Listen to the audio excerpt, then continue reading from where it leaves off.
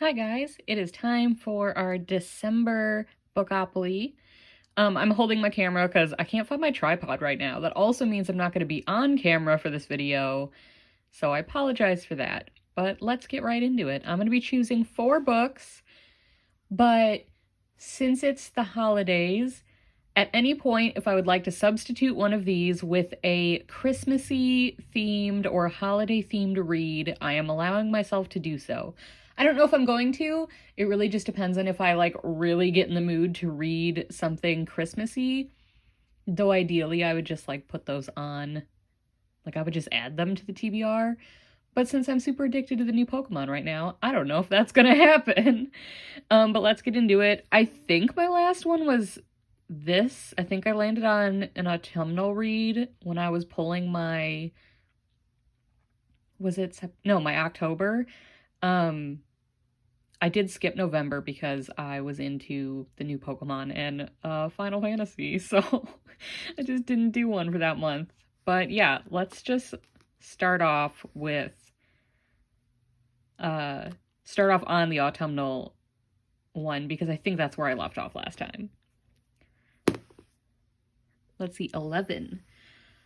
1, 2, 3, 4, 5, 6, 7, 8, 9, 10, 11. Oh, yay! It's my first chance! Okay, so I haven't landed on any of my chance or TBR cards since I've made this board, and I've been really, annoyed because I feel like those are more direct prompts and slightly more exciting than just landing on, one of these. So I'm actually really happy about that. Now, all of my cards have already super been shuffled, and if you haven't watched my video on my board specifically, my chance cards are just specific prompts, whereas my TBR cards are either authors or direct books that are on my shelf. So let's see what the prompt is. They're just handwritten. A sci-fi. Okay, I can definitely do that. Let's go pick one out together and then do the next roll.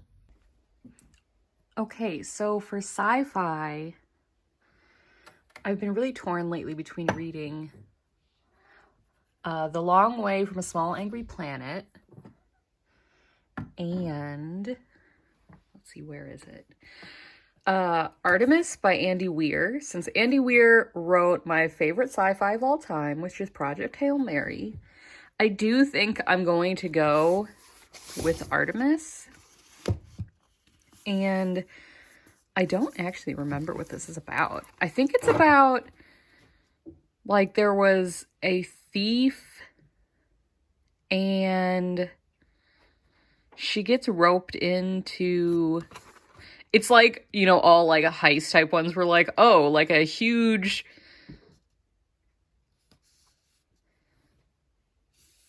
some sort of huge, this is the last job, you'll ever have to do. But I could be wrong. Hold on. Yeah, it is a heist. Okay. But it lands her in the middle of a conspiracy. And now she's, oh God. Trapped between competing forces, pursued by a killer and the law. And she's just way in over her head. So, yeah. Oh no, don't bend the dust jacket, please. A thief doing a heist ends up discovering a conspiracy, I think, between the government and other figures, and now she's in big trouble. So it's actually pretty short. I mean, Project Hail Mary was huge, so this is a nice short Andy Weir, and hopefully I like it as much. So let's get back to things. Okay, on to our second roll. I did turn the board since we're on this side now. No! Okay, I rolled 11 again, which means I need to add a book to the TBR, so we're going to be doing 5 in total instead of just 4. Okay. 1, 2, 3, 4, 5, 6, 7, 8, 9, 10, 11. Chance again? I didn't realize they were... Did I count that right? Let's see. Hold on. 1, 2, 3, 4, 5, 6, 7, 8, 9, 10. Okay, I guess my chance squares are exactly 11 apart. Okay, that's fine. I'm fine with that since I love using my chance cards. Let's just see what it is. No! Why? Why is is this because I skipped last month? Are the fates just like trying to get back at me for not being responsible?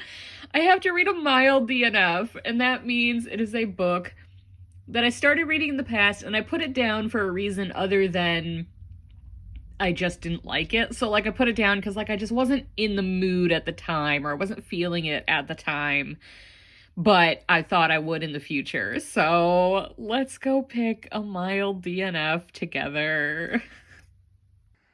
Okay, so for soft DNF, there are so many I could do.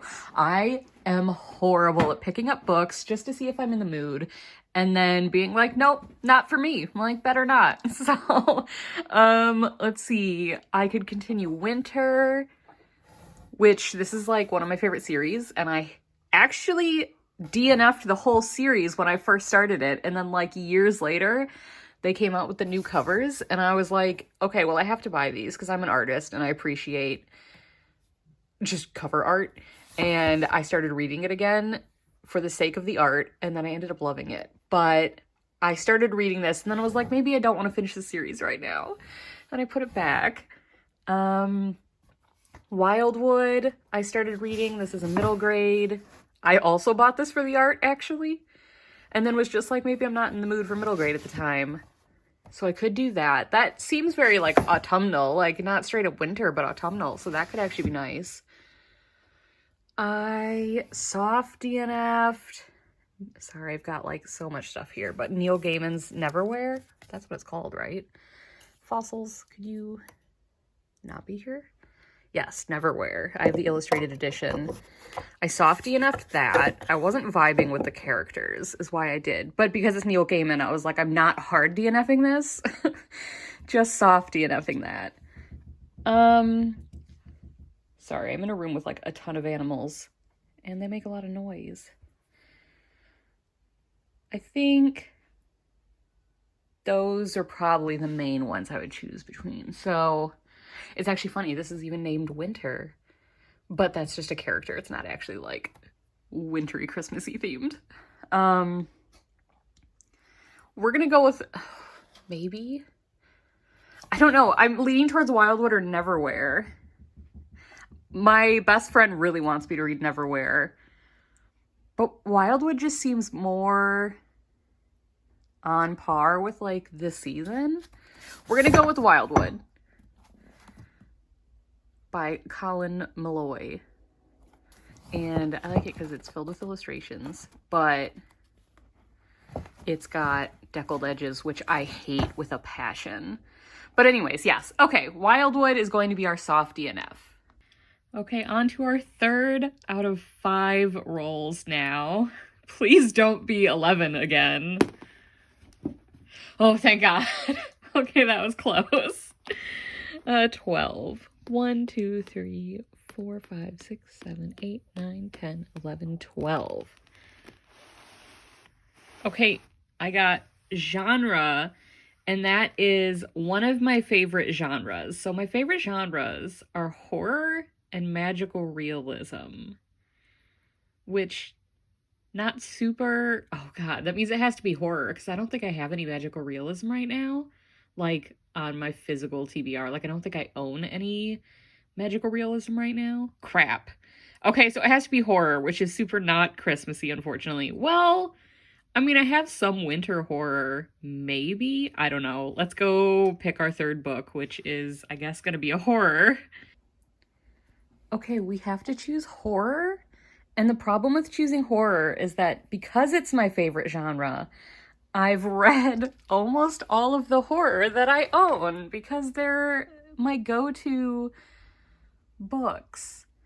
And also some things I'm like, I don't know if that counts as horror or not, because like Empire of Vampires is about vampires, and I know it's actually where vampires are evil. It's not like a romantic vampire story, but I don't think it counts as horror either.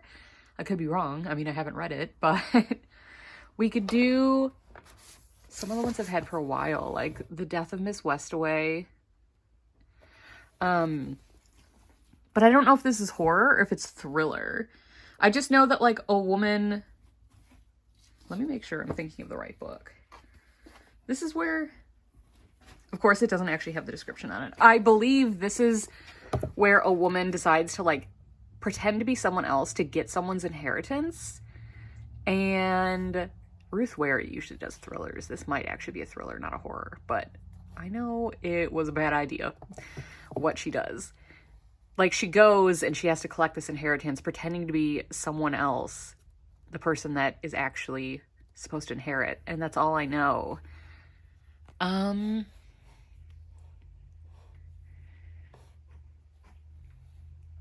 have another Ruth Ware, The Turn of a Key. The Turn of the Key. I've already read Stolen Tongues. These are some of my classics. I don't think I'm gonna have any horror down there. Oh, I actually won a giveaway from Goodreads. At least I assume so, because this just literally showed up at my house and there was no note or anything, and it was from the publisher. So it's The Spite House by Johnny Compton. And actually, I think I'm going to go with this one because not only was I really excited that I won something, but also it's set in Texas, I think, which is where I live. I think it's specifically set in... Does it say which part of Texas, or is it just Texas? I don't remember. But anyways, I believe the main character has to be like the caretaker for like the most haunted place in Texas. And it's like him and his two daughters. And so it's like a haunted house one. And that's my favorite trope, like haunted house stories. So I'm actually going to choose this. This is The Spite House by Johnny Compton, and that is our horror choice. I'm actually kind of excited. Okay, I went ahead and rotated the board again since we're about to be over here. This is our 4th book that we're about to roll for out of 5. Please don't roll a 12. Oh, okay. I'm getting really high numbers this time. But anyways, 1, 2, 3, 4, 5, 6, 7, 8, 9, 10. Fantasy. I mean, I have many books that would fit that. I'm just trying to think of any. I don't think I have any like polar fantasies or anything that would like be Christmassy plus fantasy. So we're just gonna have to pick one that's just fantasy. So let's go do that. Okay, so for our fantasy read, I actually think I know what I'm gonna choose, and that is because I just bought it. So I just bought these 3. It's a series, and I'll go with the first one. Wait, was that book 1 or is this book 3? Hold on. I think this is book 1.